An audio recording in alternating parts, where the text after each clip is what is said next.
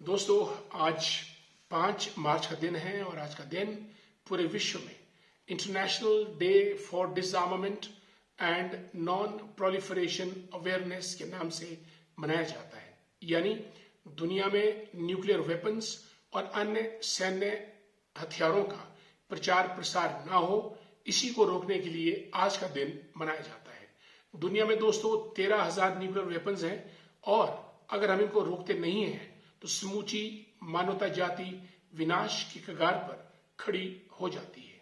आइए आज इस दिन हम सैन्य हथियारों और न्यूक्लियर वेपन्स के प्रचार पर रोक लगने का एक उद्घोष करें, तभी आज का दिन सार्थक हो सकता है।